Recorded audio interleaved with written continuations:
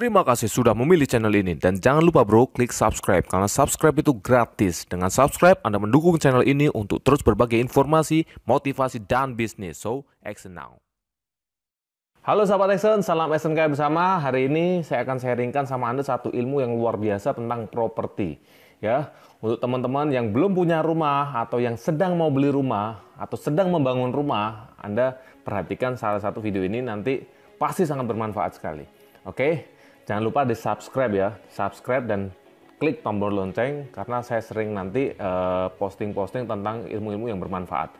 Oke, nah hari ini banyak orang tanya dengan saya, Pak, saya belum punya rumah. Bagaimana ya supaya saya bisa punya rumah dengan modal yang sangat minim? Bukan cuma 1-2 orang, tapi banyak orang tanya gara-gara di Action University ada satu ilmu yaitu bagaimana properti gratis ya. Nah, saya akan jawab sedikit tentang ilmu properti. Jadi ilmu properti itu sebenarnya banyak sekali. Jadi ilmu properti itu punya banyak turunan. Main properti cashback, main kaflingan, perumahan, dan lain-lain banyak sekali. Ruko dan lain-lain. Di video kali ini saya akan sharingkan sama Anda dengan modal sangat terbatas pun bahkan gratis Anda bisa punya properti. Caranya gimana? Jadi gini, saya akan buka paradigma dulu. Di era sekarang itu banyak sekali orang yang belum punya rumah, terutama kaum milenial. Nah, kaum milenial ini bakal kesusahan untuk membeli sebuah rumah atau properti. Karena apa? Ini survei mengatakan, Anda bayangkan saja sekarang gaji UMR, anggap saja gaji 4 juta atau 5 juta deh. Ketika Anda hidup berkeluarga, ya, mungkin Anda merasakan atau yang sekarang Anda nonton, Anda itu posisinya sebagai karyawan. Anda coba rasakan ketika Anda punya gaji 5 juta. Kalau Anda hidup berkeluarga di kota sebesar Surabaya, Jakarta, atau di Malang, atau di mana, kira-kira cukup nggak gaji 5 juta? Berkeluarga, punya anak, punya istri ya. Tak rasa cukup sih cukup, Pak. Nah, tapi banyak orang juga ketika Pak gaji 5 juta nggak cukup, minus. Oke lah, anggap saja cukup. Berapa yang Anda bisa sisihkan atau bisa kumpul buat untuk Anda investasi properti atau membeli sebuah properti buat hunian Anda? Nah, anggap saja ketika Anda bisa kumpul 1 juta saja setiap bulan, ini sudah hebat. Karena apa? Menurut survei, dengan gaji 5 juta itu nggak bakal cukup. Nah, anggap saja Anda kumpul 1 juta setiap bulan bersih. Nah, buat apa? Buat celengan Anda beli properti. Kalau 1 juta setiap bulan, maka dalam waktu 12 bulan Anda bisa kumpul 12 juta. Berarti dalam waktu 10 tahun Anda bisa punya duit kumpulan tadi itu 120 juta. Wow, bayangin. Nah, dengan asumsi Anda tidak pernah ada kebutuhan yang tidak terduga. Berarti Anda disayang sama Tuhan nih. Lempeng aja hidup Anda ya. 1 juta, 1 juta, 1 juta, 20 tahun kumpul duit 120 juta. Anda berniat untuk membeli properti. Properti, ketika Anda tanya, ada properti berapa? 130 juta. Padahal nggak ada properti harga 130 juta kecuali rumah sederhana ya. Atau subsidi itu. Nah, ketika Anda membeli properti di sekarang, Anda pengen celengin uang 120 atau 130 juta, 20 tahun ke depan Anda punya duit 120 juta. Tapi nilai properti yang rumah sangat sederhana tersebut itu harganya nggak 130 juta lagi. Tapi harganya sudah mungkin 1 miliar. Nah, berarti kan nggak ketemu antara Anda ngumpulin duit dengan kecepatan kenaikan properti capital gain setiap tahunnya itu nggak bakal ketemu. Sehingga makanya benar ketika survei mengatakan di kaum milenial sekarang, kaum milenial itu kaum yang lahir di tahun 85 ke atas ya, bakal kesulitan untuk membeli rumah. Karena apa? Kalau dengan pakai cara lama. Nah, di cara ini saya akan sharingkan sama Anda, dengan cara baru ini Anda bisa punya mainan properti yang luar biasa. Ya, di cara ini benar-benar bisa dipraktekkan. Ya, saya akan sharingkan ilmu ini. Ini sangat penting sekali buat Anda yang belum punya rumah atau baru mau membeli rumah. Dengan Anda punya ilmunya, maka Anda punya keberanian untuk action. Dengan Anda punya ilmunya, Anda mempunyai sudut pandang yang luas. Makanya ilmu itu sangat penting. Jadi investasilah di otak Anda.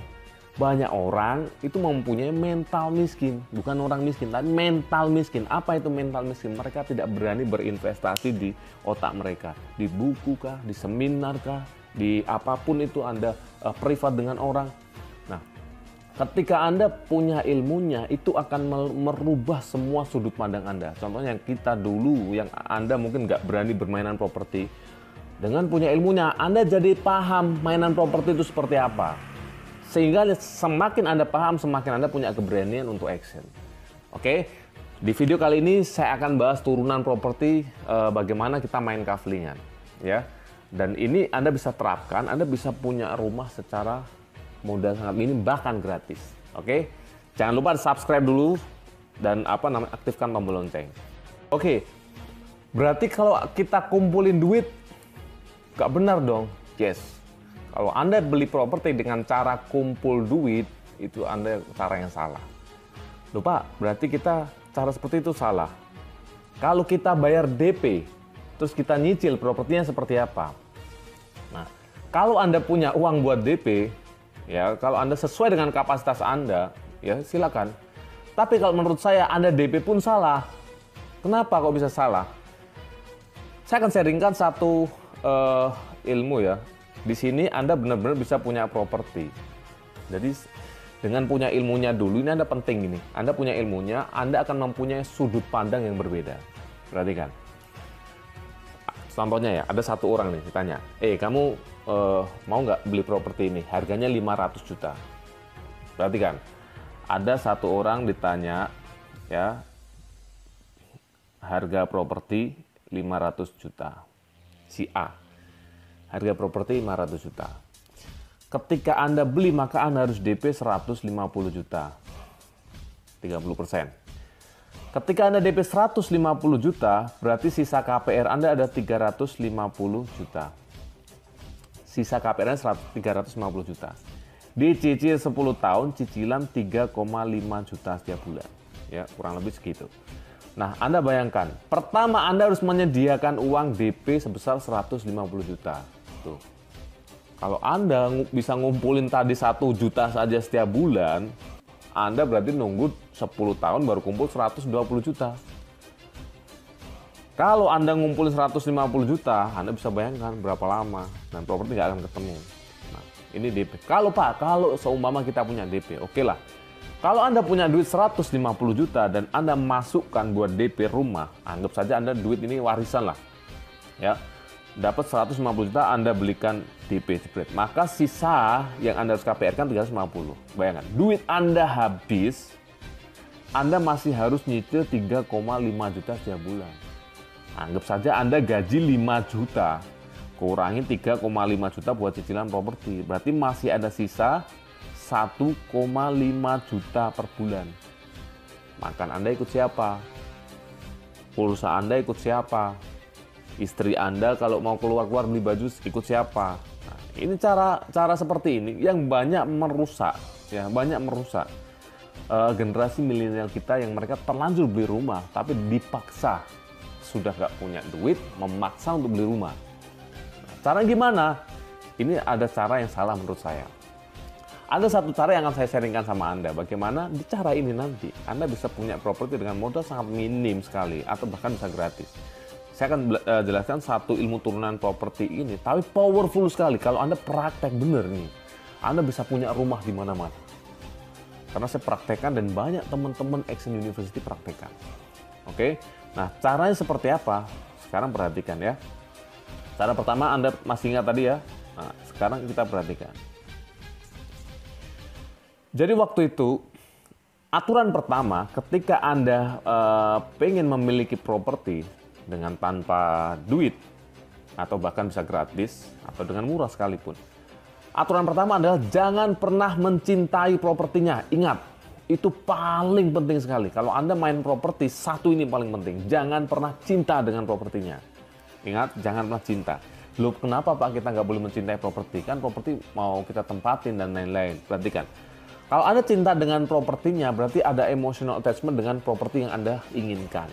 Bahayanya apa? Ketika hal tersebut tidak menghasilkan duit buat Anda atau bahkan Anda mengeluarkan duit setiap bulannya, maka Anda harus paksakan, aku karena saya sayang, saya cinta dengan properti ini, lokasinya saya cinta, saya beli properti ini. Anda dipaksakan, keadaan yang nggak relevan dipaksakan, ini yang membuat nanti kendala di depannya.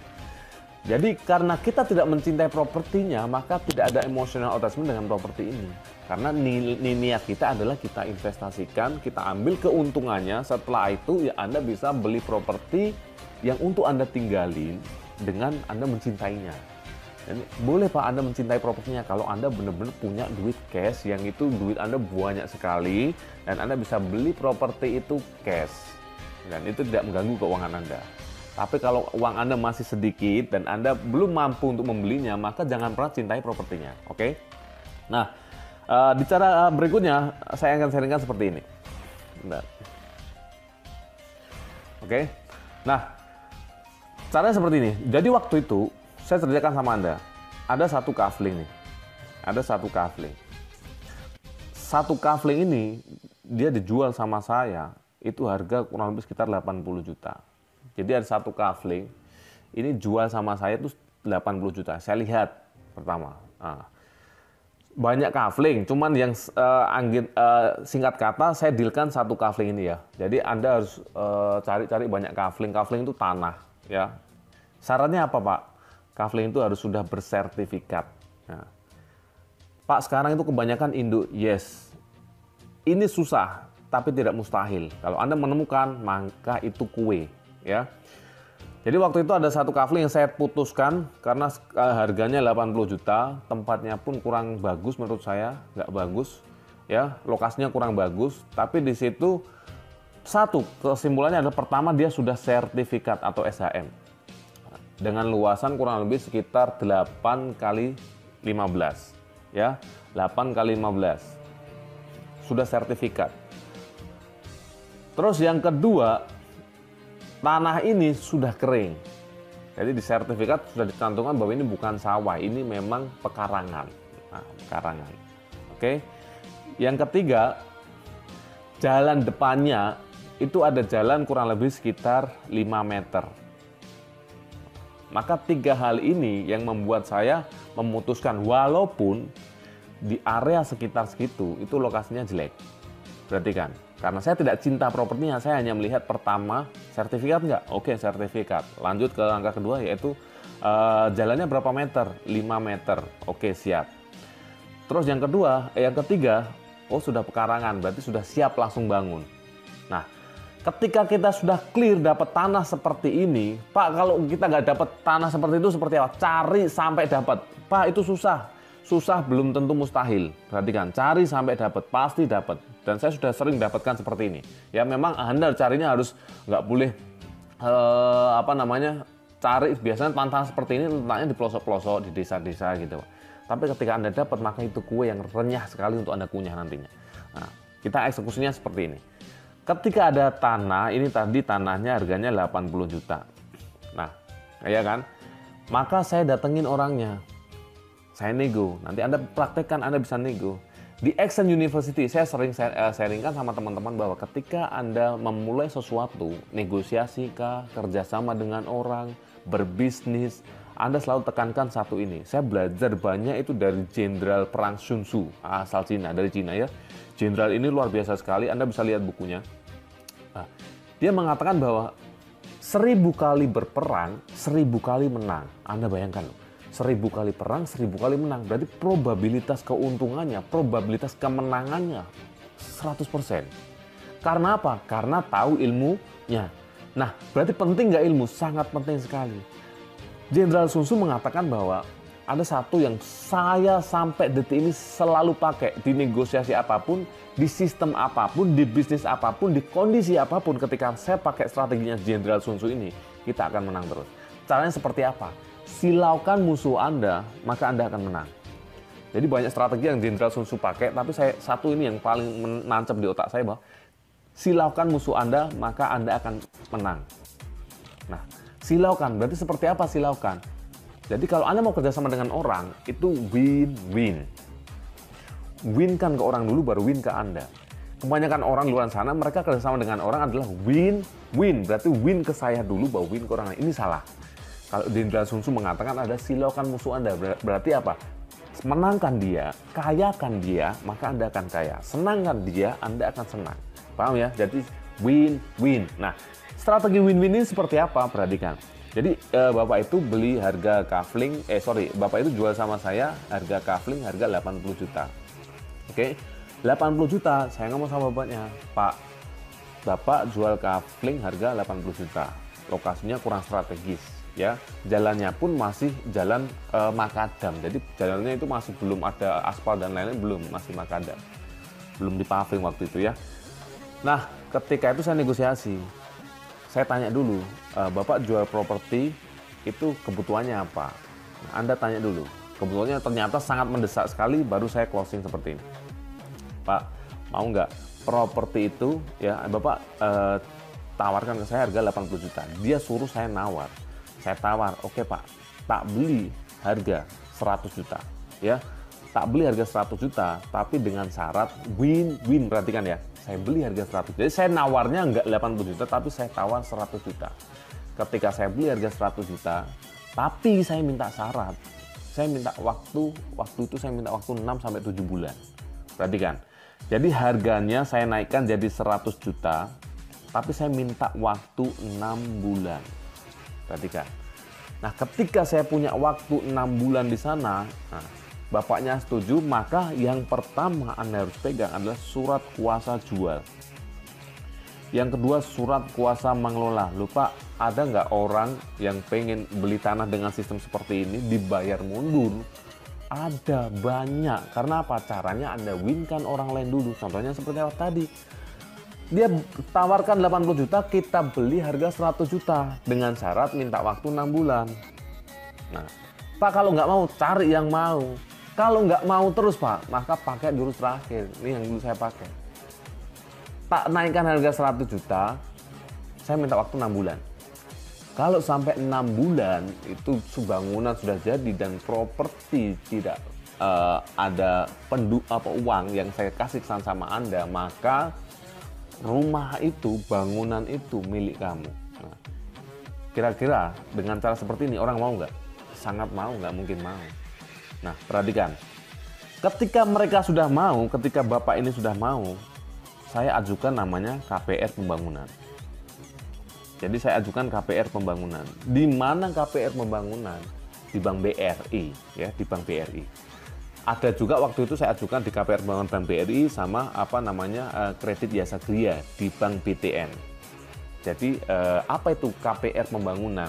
Nah, saya akan jelaskan. KPR pembangunan adalah KPR yang proses pencairannya dari bank adalah ketika Anda masih tanah dan Anda minta KPR pembangunan, maka namanya saja KPR pembangunan, maka dibangun dari tanah kosong.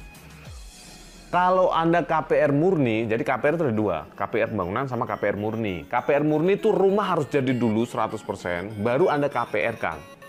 Tapi kalau KPR pembangunan beda, Anda mulai tanah kosong. Caranya seperti apa? Perhatikan. Ya, ketika ini orangnya sudah mau, nah di sini kita bikin namanya RAB. Kita bikin RAB. Apa itu RAB? Rencana anggaran biaya. Jadi RAB ini nanti ada dua. Jadi Anda bikin RAB. Di mana Pak bikin RAB? Anda datang ke kontraktor minta bikinkan RAB sesuai dengan budget Anda ya. Rencana anggaran biaya ini adalah patokan yang dipakai bank untuk mencairkan. Karena bank itu berbicara berdasarkan data, bukan omongan. Anda minta, Pak, saya minta duit 500 juta mau tak pakai KPR pembangunan. Bank nggak akan kasih Anda duit karena Anda kebutuhannya dari mana. Nah, kebutuhan ini yang ditampilkan di RAB, rencana anggaran biaya. RAB itu ada dua. Pertama RAB buat bank, yang kedua RAB buat pelaksanaan atau tukang-tukangnya itu, kontraktornya. Nah, caranya seperti apa? Perhatikan, RAB buat bank itu Anda tadi harga tanah 100 juta kan, ya enggak? Jadi waktu itu harga tanah 100 juta, saya markup RAB-nya tipe 45 karena lokasinya di situ itu sekitarnya itu harganya 500 juta properti. Nah, 500 juta, maka saya naikkan waktu itu RAB-nya 700 jutaan, 712 juta kalau nggak salah. Nah, perhatikan nanti ada bukti-buktinya ya, 712 juta. Kenapa 712 juta? Anda harus markup RAB karena bank akan mencairkan 80% dari nilai RAB Anda. Jadi kalau Anda pertama cari patokan harga sekitar rumah Anda, rumah yang akan Anda bangun. Sekitar ini contohnya harga properti harga 500 juta. Kalau harga properti 500 juta, maka Anda harus naikkan RAB Anda jadi 700 jutaan supaya ketika nanti cairnya sesuai dengan 500 harga sekitaran. Tapi kalau RAB Anda sesuai, harga pasaran berapa? Harga pasaran 500 juta. Maka Anda kasih RAB langsung 500 juta, maka bank akan cairkan 80%-nya. Berarti kan nggak sampai 500 cairnya. Paham ya? Nah, jadi waktu itu harga pasaran 500 juta. Saya bikin RAB 712 juta.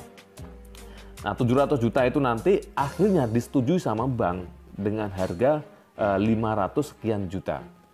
Nah, ketika cair 500 sekian juta, ini bank kasih syarat kita untuk pencairannya. Jadi ada yang pertama, pencairan pertama adalah dia cairkan cuman kurang lebih sekitar 30% atau 20%. 30%, Anda lihat nanti buktinya di sini ya. 30% pencairannya. Nah, jadi waktu itu saya pencairan pertama saya dapat 227 juta. Pencairan pertama, ya. Pencairan pertama. Pencairan kedua, saya dapat duit lagi, ya. Dapat duit lagi 170 juta. Dengan syarat apa? Dengan syarat dinding sudah berdiri. Anda baca ini, syaratnya ini ya. Jadi syarat kedua, ketika dinding sudah berdiri, saya minta foto sama bank. Saya fotokan, saya kirim laporannya ke dia, saya minta duit lagi, dikasih duit 170 juta. Oke, sekarang perhatikan. Pencairan pertama saja, kita dapat duit, waktu itu saya dapat duit 100 juta. 227 juta. 227 juta langsung yang 100 juta tak buat bayar lunas sama orang yang punya tanah ini tadi. 100 juta nih lunas. Maka 100 juta lunas, tanah kan sudah suratnya sudah, haknya kita sudah selesai sama orangnya. Sisa duit 120 juta. Nah, 120 juta ini RAB yang kedua waktu itu sama kontraktornya habisnya cuma 120 juta. Ya, 120 juta. Maka pencairan pertama saja itu semua kewajiban saya sudah selesai semua. Yang pertama, ya, saya bayar lunas yang punya tanah 100 juta. Yang kedua, kontraktornya selesai 120 juta. Maka masih ada sisa duit 7 juta. Pencairan pertama saya untung 7 juta. Pencairan kedua, ketiga, keempat itu semua duit saya. Total keuntungan berapa? Perhatikan. Pencairan waktu itu totalnya dari RAB 712 juta, saya dapat sekitar 560 juta. 569 ya. Anggap aja 560 juta. 560 juta kurangin harga tanah 100 juta, maka ada sisa adalah 460 juta. Dikurangin lagi harga bangunannya ke kontraktornya, ya, kontraktornya harganya 120 juta. Maka ada sisa kurang lebih sekitar 340 juta. Apalagi sudah, maka 340 juta itu adalah duit Anda. Jadi waktu itu saya dapat duit dari satu properti yang saya mainkan dengan cara seperti ini. Saya dapat duit fresh money, yaitu kurang lebih sekitar 300 juta, bos. Nah, 300 juta dibuat apa? Nah, Pak, sekarang cicilannya seperti apa? 560 juta, ya, waktu itu cicilannya sekitar 6 juta. Cicilan dari mana? Sesuatu, bank ini kan cicilannya pasti. Kita kan punya duit 340 juta. Jadi waktu itu saya punya duit 340 juta. Saya investasikan waktu itu sekitar 30 juta. Jadi masih ada sisa kurang lebih 310 juta. 30 juta buat apa? Tak buat waktu itu bisnis saya. Sistemnya setoran yang pasti. Dan dari 30 juta yang saya investasikan itu per bulan bisa buat nutupin cicilan saya di bank. Jadi 6 juta ketemu 6 juta. Sesuatu yang pasti temukan yang pasti, namanya mengunci resiko. Nah, saya akan bahas nanti bagaimana bisnis dengan sistem yang pasti itu di lain video. Tapi di sini saya akan bahas sama Anda bagaimana Anda bisa punya properti dengan cara yang sangat simple. Nah, Pak, itu kan nyicil. Perhatikan, cara pertama Anda masih ingat nggak ketika Anda beli properti punya duit 150 juta? Dengan cara pertama pun Anda nyicil, ya nggak? Sudah nyicil, duit Anda sudah hilang 150 juta di depan. Habis itu, Anda per bulan masih harus nemui 3,5 juta per bulan. Duit Anda sudah habis, per bulan suruh bayar yang pasti 3,5 juta. Duit dari mana? Bayangin, duit sudah habis. Mending mana cara yang kedua? Dengan cara seperti ini, Anda bahkan tanpa duit, tadi kan yang pertama pakai duit nih 150 juta. Yang kedua ini tanpa pakai duit, yang penting orangnya win-win. Orang yang punya tanda, Anda mau negosiasi dengan dia, winkan dia dengan cara apa? Supaya yang penting, ini orang itu mau langsung AJB dengan Anda, tanpa ada duit dulu di depan. Pak, nggak mau orang sistemnya seperti itu, cari yang mau. Pak, itu susah. Susah belum tentu mustahil, cari yang mau. Makanya trust Anda harus terbangun dulu dengan orang yang seperti itu. Nyatanya saya bisa. Orangnya. Jadi bangun trust Anda dulu.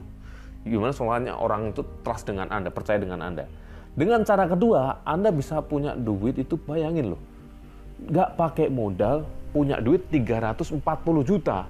Lupa cara pertama nyicil, cara kedua sama nyicil. Tapi nyicil kita punya duit 340 juta. Kan mantap bro. Ya nggak? 340 juta. Nah, terus Anda bandingkan lagi, perhatikan. Ilmu ini mempengaruhi sudut pandang Anda. Sudut pandang pertama, orang punya duit, pengen beli rumah, maka di DP rumahnya, maka habis duitnya. Cara kedua, dengan nggak pakai duit seperti ini, Anda punya untung 340 juta.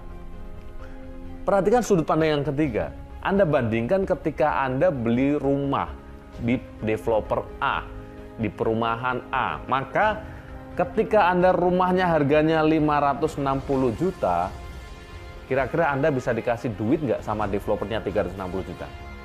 Nggak mungkin. Karena apa? Itu keuntungan developer. Kalau Anda dikasih duit, lah penaan kita lah. Ya toh ya. Nah, jadi sudut pandang yang ketiga adalah ketika kita beli properti di developer, maka keuntungan masuk di developer.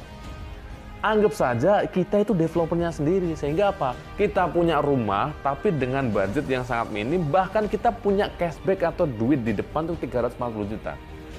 Harga rumah 560 juta kurangi 310 juta. 560 juta kurangi 310 juta. Ya. Maka ada duit.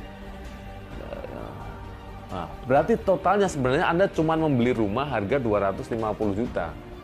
Kalau di developer Anda beli harga 500 juta nih. Kalau di sini Anda cuma beli berapa? Anda cuma beli properti harga 250 juta dengan harga pasaran 500 juta dan sisanya duitnya Anda pegang cash. Itu caranya. Oke.